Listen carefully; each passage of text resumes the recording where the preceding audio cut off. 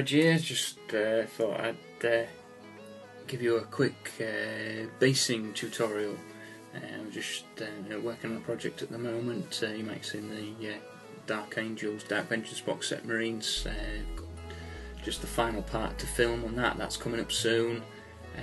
Just to keep going on uploading a couple of videos at the moment. I thought I'd do a quick basing tutorial. So here we go. Without any further ado, just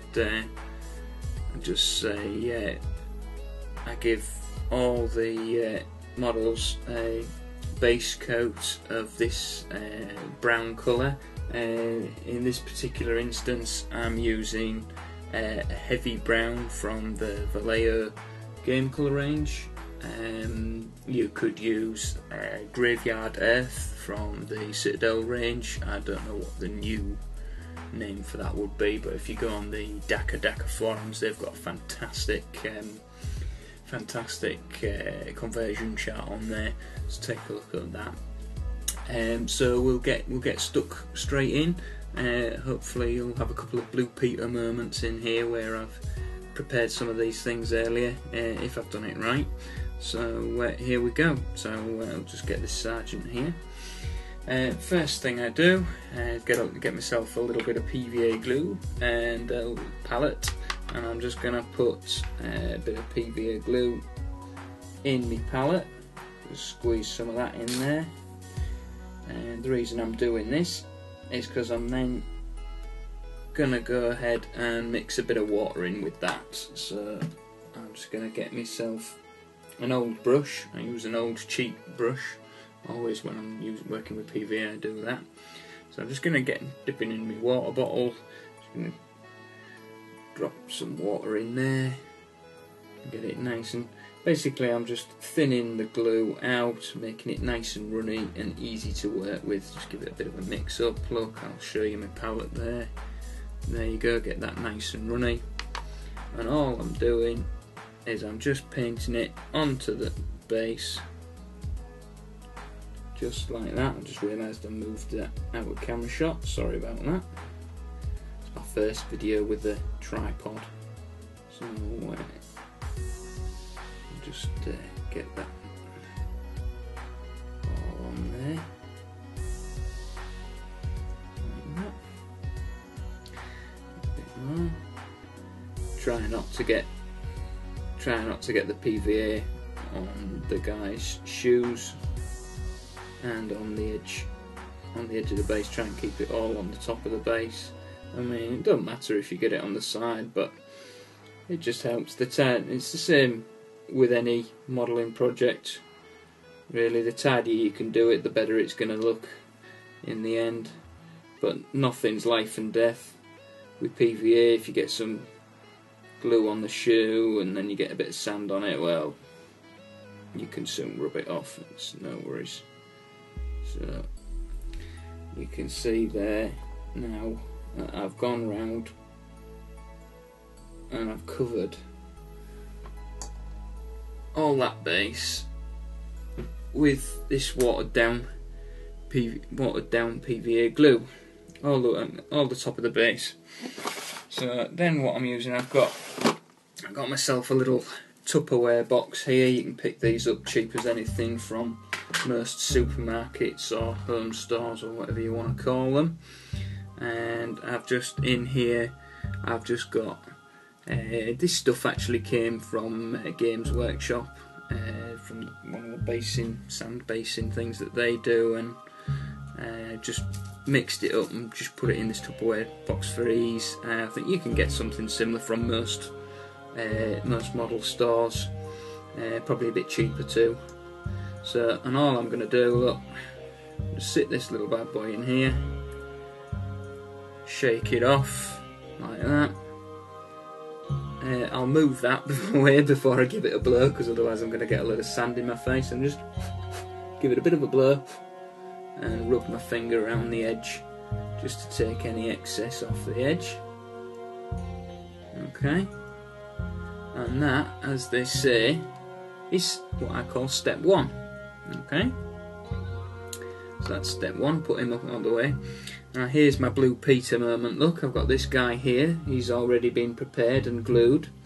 So the next step I like to do is to secure the sand onto the base. If you don't do this step, what tends to happen is if you try and dry brush the base or anything like that, you tend to flick bits of sand off all over the place. So I'm just trying to do this in front of the camera.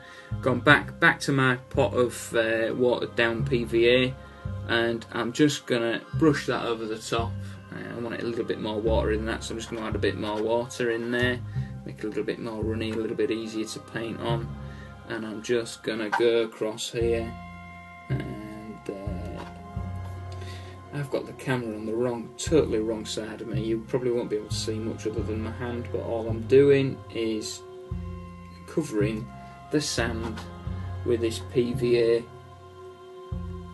watered down PVA mixture, and all that's going to do is that's just going to dry and make sure that all our sand that's on our base stays stuck to our base. Common sense, really. Nice little trick. Just do that there. It's fairly self-explanatory. I've got to say, I've really enjoyed painting these guys. I've got 2 more of these left to do. Hopefully I'll be doing a bit of a paint with me or tutorial type thing, whatever you want to call it, and get that uploaded. Part 1 and Part 2 is already on the channel if you want to take a look at those. Been influenced quite heavily on this project by the great Warboss Tay and Lester Bursley. Like both of them guys, been an inspiration for both. We've used bits out of both of their Darkangels videos, so you want to pop over to their channels and check them out. Both fantastic painters. Big fan here. So yeah, so that's we'll call that step 2. So now that we'll just put that to one side, let that dry. I'll just wash my brush out. I keep washing my brush out, even though it's a cheap brush. If you let PVA dry on it, then it's going to be next to useless. So back to another Blue Peter moment. Here's one that I PVA'd earlier, and it's all dried and stuck down. So this is going to go on to step 3. And for step 3, I use Citadel washes. This one here, Griffin Sepia, and this one here, Delvin Mud. I'm not sure what the new versions are, but basically one is a goldeny browny colour and the other one's a dark browny colour. This sort of step you can mix it up and mess about with it to get the effects that you like. I'm going to get myself quite a thick brush here. I've just realised I keep pulling these models out of camera view, so I'm really sorry about that. I'll try and keep that in there. And all I'm going to do is I'm just going to get this ink. I'm working with the Griffin Sepia here, and I'm just going to brush this onto the base, and you can see straight away it runs into all the crevices and gives us a really nice effect on the base. So what I'll do is, I tend to do, or what I've been doing with this particular project, I try and keep the bases uniform across the whole project, and I'm trying to do 2/3 of the base in this Griffin Sepia. So I'll just do that. So there we are with that. Shut that down like that. Give it a bit of a rinse out, and get the Delvin Mud wash, and just gonna do the rest of the base with a slightly darker one. If you overlap a little bit with the Griffin Sepia, don't worry about it. It all adds to the effect on the base. All runs into much, because if you ever look at sand or soil or anything like that, there's very little in very little in the way of uniformity. So we'll just do that there. There we go, and then that's that little bad boy all done. Okay, so there we go. If I just show you that now, we've basically just got the two little inks running into each other, messing in there, so we're just going to let that dry to one side, and we're going to move on to step 4, which here's obviously one I've prepared earlier. I love saying that, that's brilliant.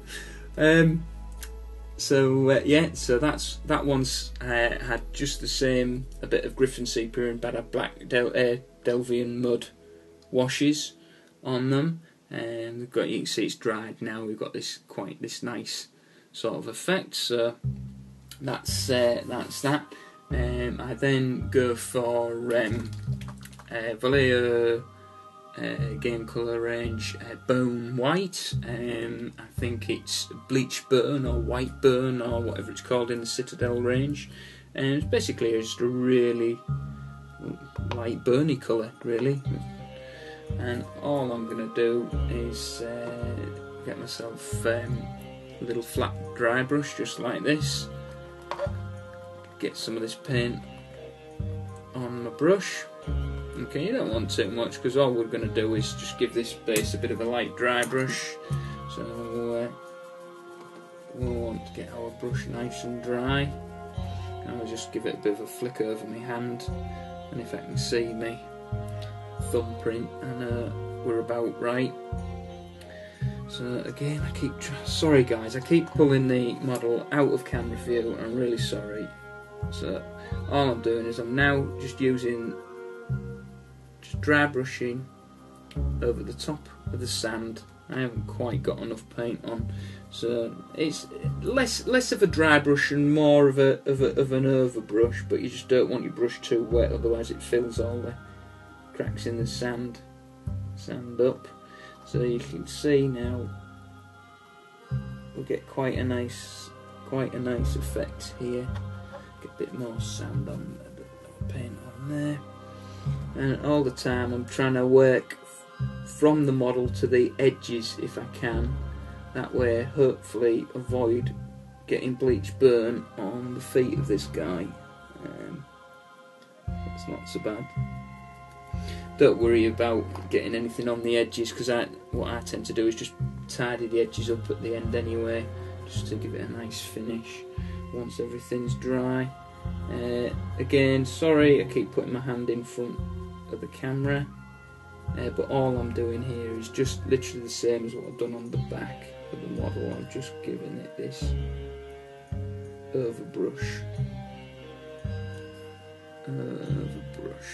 brushing effect, and starting at the centre of the base and working away from the model, just like so. There's nothing hard about this method. There's, I just think it's a real easy way to standardise and unify your models in your army. So that's that done. Just give me brush a bit of a wash. Like a muppet, I managed to fill my water pot too full with water, so if I wiggle my brush about in there too much, which I've had a bit of doing, spray water all over my worktop, which is nice. So here we are. This guy's now got his base dry brushed. Okay, so we'll put that up there again to dry. I'll just put my cloth to one side. So another blue pizza moment here is one I prepared earlier. You can see that's all nice and dry now. Is that? So yeah, the next step, get my old brush out again, wherever I put it. What did I do with it? Here it is. This is my old brush, and back on our pot of PVA glue. We should have still have some left. I'm just going to paint on just random blotches If there's any rocks or anything like that, I always try to put a bit of glue in between the rocks, because the next step, what we're going to do is just apply a little bit of the static grass. Now there's all sorts of different varieties of static grass out there. There's no right or wrong way. The only thing to do it, the only thing I would say is make sure if you're trying to do bases for uniformity, just try and use the same stuff all the way through. So let me just dig out my static grass. So I keep it separately in a sealed tub, because seriously guys, this stuff goes absolutely everywhere if you aren't careful. So here I've got just the standard Games Workshop static grass.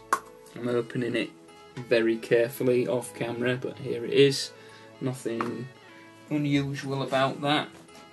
And got myself a pair of pincy tweezers, and we're just going to hold this guy over the model, over the pot of flock, and grab a chunk of this static grass and just stuff it onto our patches of glue. And if you guys are like me, just please resist the urge to try and blur the static grass off while you're over the top of your little pot here, because you will get a face full of this static grass, and it is on occasion rather amusing, unless of course you're the person with a face full of flock. So, but anyway, moving first. So all I've done is I've used my pincers to grab bits of static grass and stick it onto the glue patches that were painted on.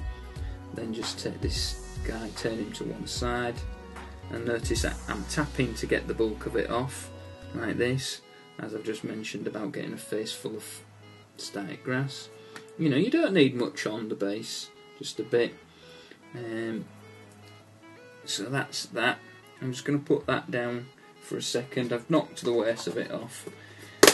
And the next, just put that to one side. Now the lid's back on. I don't like to leave the lid off the static grass because it just goes everywhere.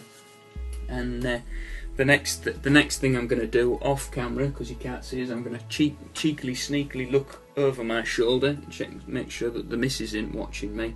And I'm just going to take this guy and I'm just going to give him a blur.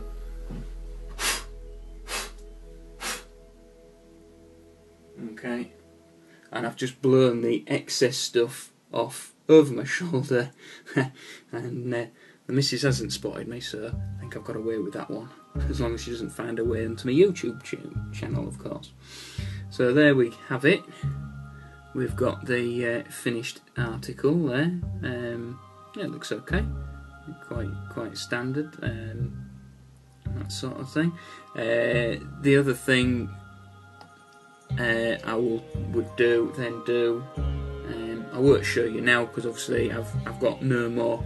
Here's ones I've prepared earlier, but I go back around the edges of the model with the in this case the heavy brown that I used to base it in, and just repaint the edges around here. Just make sure you wipe any of the static grass off first, otherwise it gets in your brush hairs and causes all kinds of craziness in your water and your paint tray. Here's another one that I finished a little bit earlier, and you can see I've just painted the rock on there as well. All I did with that was it was a Chaos Black, or a Baden Black as it's called now, and then a dry brush, give it a heavy dry brush, so quite a wet dry brush of Codex Grey, or I think I actually used this grey green, which is quite a dark grey from Vallejo model colour, and then just a slightly lighter dry brush of the medium sea grey, just on the rocks. You don't have to do them. You can leave them the colours that the ink came on, if you wanted to. That's fine, no problem. So that's it. A really quick, short video, really easy, simple to do. I'll love for you guys to leave some feedback on this. Let me know what you guys do on your bases. There's 101 different ways to do bases out there. This is just one of them. It's simple, it's easy, it's uniform, and that's just what I was looking for this particular project. Please comment, please rate, subscribe, really appreciate the feedback, and that's great. Look out for the part 3 of the Darkangels Dark Vengeance miniature painting. Like I say, I've got 2 more guys just to finish off and a bit of filming to do on that. So yeah, Merry Christmas everybody, and we'll see you in the next video.